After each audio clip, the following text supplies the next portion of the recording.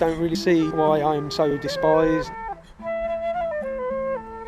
I think they make the association between me the clown and me the traveller as being the same person. They don't treat us as individuals, they treat us as a problem, the traveller problem. We're not a problem, we're a people. We can't have children outside if there's dogs roaming around and cars tearing up and down the cricket pitch. I just personally can't see any justification whatsoever for the travellers being on white green. It's like they live in caravans, they're trouble. Fear not, for I am no vagrant, but like you share a home called Mother Earth, which looks after me and my everyday needs. Do not shy away when passing, nor think of me as a problem, for I am an individual who seeks not material gain, but a lifestyle and idealism that is often at odds with everyday society. Do not condemn or punish me, for I do not conform in your eyes. My only wish is to go about my everyday life in peace and coexistence with my own community and within the law. These are not the words of a famous author, but the thoughts and aspirations of just one of the many street entertainers that go about their daily activities in the streets of our towns all over the country. One such person is Angela, who can be found most weekdays in Worthing's busiest high street.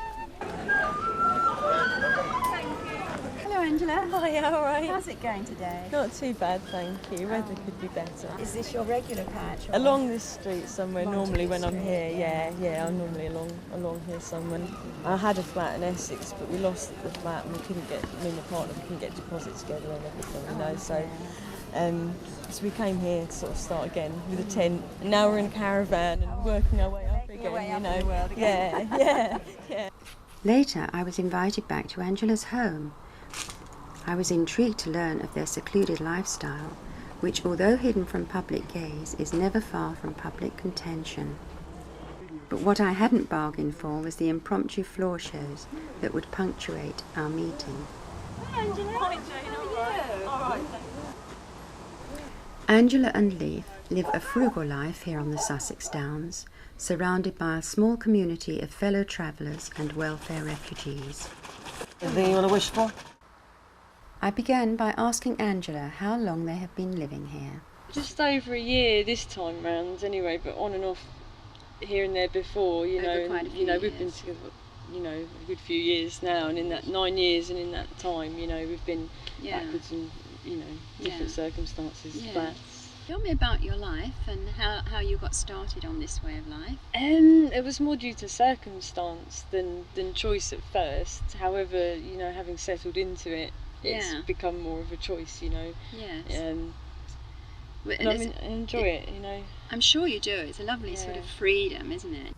And what about your background, Leif? Became homeless in 1995 after leaving the army. I was pretty disassociated from society and I found a better way of living with the travelling people. Society that you come from has nothing to offer me really. Like, I don't sign on, I don't claim any benefits. The only things I do access is medical services if I get ill. Well, we've been together with this group of people about a year now. I make my living as a musician and a clown. Angela makes her living as a musician. You've probably met Hamilton. He's a clown. He makes his living on the festival circuit. Good afternoon, my name's Captain Banana, at your service. Let me give you a guided tour of the site. Well, there are 10 to 15 people living here at any one time. They come here for various reasons. A lot of people that first hit this scene have fallen through the welfare net in some way. They either learn to live this life and enjoy it, or they move back to council houses and that way of life.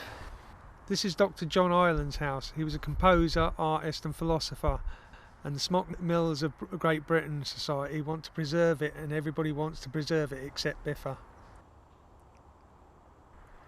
Most of the site here was kind of enveloped by sycamore, which is a non-indigenous species. It's kind of like a giant weed that strangles other trees, so we've been cutting out the sycamore and replacing them with native species, oak, apple, ash, etc. We live a slightly different lifestyle to everyone else in that our hobbies are our life, really. Things we love doing, we do all the time. The bath, that was Chrissy's genius. It's a gravity-fed, wood-fuelled bath. We run the water into this bathroom and heat it, and out here in this bathroom, once it's heated, we just pull the chain and fill the bath in here. Most places we have still water. There's no way around that. I need water. I'm a human being. I need, you know. But I can be jailed for stealing water. We have difficulty accessing services that normal people can access, so we provide our own. Chrissy has a solar-powered cinema and film editing school. I have a solar-powered music studio. We have a bus that we're converting into an art gallery at the moment. We're an arts community. It's all pretty much run from 12-volt solar power. We cook on gas or open fires. Some of us are more dependent on gas, whereas others prefer an open fire. You can dig a fridge about 2 feet deep and it's 5 degrees the same as your fridge. And so, have you any idea how long you will be able to stay here? It doesn't really matter to us. We enjoy moving. We're travellers. We never really do know how long we're going to get to stay at any one place. In a few days' time we might have to be packing. The Justice and Public Order Act says that if there are more than 6 vehicles on the land, the police have the discretionary power to move them on. Evictions can happen in several ways. That people can go to court and prove that they first own the land and they have a right to evict us. Under a law called Section 61, which is an immediate eviction. Unlike somebody who lives in a house, our whole community is evicted because one person commits a crime. We're not treated as individuals, we're treated as a problem. When we're talked about in the newspapers, by the police, by the council, we're called the gypsy problem, the traveller problem. We're not a problem, we're a people. I've never stolen, I don't take drugs. I'm not going to steal the slates off your roof or the metal from your back garden. I make my living through music and being a clown. Our rights to live this way are protected under the law. There's no legal way of going about that, in that I have to commit criminal damage to get onto a site. What about your parents? I have trouble accepting it because, you know, when I first did leave home I was about 19 and I did just go with a rucksack on my back. They never come to see me. We've got an agreement, really, and he's not stupid enough to accept the offer and I'm not stupid enough to ask. That's our agreement. Oh. Really.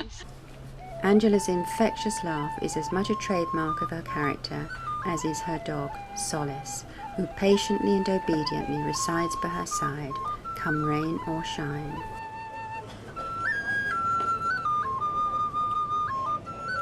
But I do try not to sign on and things like that because I don't like to, you know, I see that as forcing people to give me money, you know, whereas I could, you know, at least this way people have a choice. If they like what I'm doing, they can help me. If they don't have to, you know.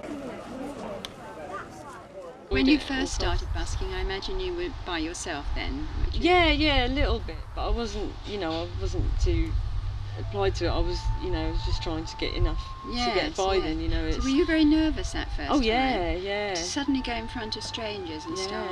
Yeah. I can imagine it took quite a bit of courage. Yeah, it is, you know, the first time once you've been out though and done it and spoken to a few people, it just goes away and you get used to it. What's your dog's name? She's called Solace, and it is such a lovely name, and she is Solace, really. Yeah, well, a lot of people are more interested in how the dog is than how I am. Policemen just walk past. Oh no, they're all right. I'm allowed to do this. Right. Yeah, I've got my "this is not a permit." Yeah, they say, "Have you got a permit?" Well, you must have one. You have to go and apply for one, and then they send you out a bit of paper that says, "This is not a permit," in bold capital letters, underlined. Ridiculous. Yeah. And then they never ask you for it again. How long have you been doing busking? On and off for about 7 or 8 years now, on and off. You know, I've had jobs in between, and you know, that circumstances change and things. I always find myself falling back on it again.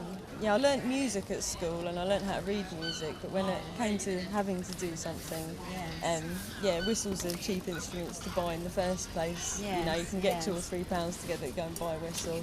And then I learnt first few tunes out of a tiny little book. It cost me 99p. And that's what got me started, really. Yeah. My favourite tune I play when I go busking is Star of the County Down. It's a popular one as well. We tend to go busking separately because we have a dog that's really bad at busking and one of us always has to look after him. I play guitar, whistle, drums, flute, play a little violin, play piano, yeah. Make my living it, playing music on the street and juggling as a clown or stilt walking. I do good things for people, I make people happy. I don't really see why they despise me so much. I don't think they make the association between me the clown and me the traveller as being the same person. No. So, do you ever find any difficulty with the public? Do you ever find any of them are insulting or anything? Yeah. Are they? Yeah, quite a lot. But not, you know, the good people make up for it. Yeah, yeah.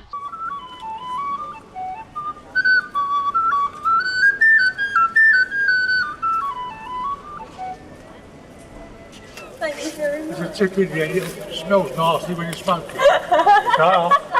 Thank you. No sooner had we started when Hamilton and Leo took centre stage for an improvised military manoeuvre. Our song, right shall be to piss, to pistols on my knee. For curiosity, we'll fight for the old country, fight for the old country. I was in the army for 9 years. After fighting 3 wars for my country, they asked me to fight a 4th and I refused. They put me in jail for 6 months until the end of that war as a conscientious objector. It makes me angry at society that they did that to me. It's why I've chosen this life. Society holds nothing for me. I need nothing from it other than a little medical care when I'm ill. If we have to access a doctor, we have to go to a homeless centre where the doctor's more used to giving methadone and Valium prescriptions than diagnosis. It's not ideal. There's an out-of-hour surgery at Worthing Hospital, but it's really hard to access that, especially if you tell them you're a gypsy traveller. Well, if it's really urgent, we go to A&E like anybody else. If an ambulance comes on site, 3 police cars will turn up, like they'll make sure that the site is safe. And that's just prejudice. There is nothing to fear here. Well, if people become unbearable to live with, they don't live with us, as simple as that. Our community decides who lives with us, you know, and if they won't move on, we'll move on and leave them behind. One way or another, they won't be living with us anymore. Where do you see yourself in 5 years' time? Hopefully still living in a caravan on a site somewhere it's not eventually made impossible for us. You've no dreams of ever going to live in a house again? No, I haven't got any support there. You know, I've got community here. There's always people there to help you out, and vice versa. You know, and it just feels a lot more like a home than any flat or place I've ever lived before. It seems this is the life that travellers must lead unless a more permanent site can be found. But not everybody shares this view. There should be a presumption to move travellers on, or any illegal encampments, not just travellers, but any illegal encampments. There should be a presumption to move them on public land and parks. Right, what we're going to do here, we're going to make a butterfly. We need a little butterfly nose. Sadly, it was time to say farewell to Angela and Leif and to the other community folk. If there is one thing I will take away with me, it's how well they have both adapted to a life besotted with everyday problems. Their resilience and happiness together shines through everyday life and is an example to us all. The best thing about butterflies is to fly them. Angela and Leif appear to have found happiness and contentment together, along with their dog Solace, who is the star of everyone's affection. But I can't help wondering that without aims and ambitions, can this be enough indefinitely? Only time will tell. To me, they are the true stars of the Sussex Downs.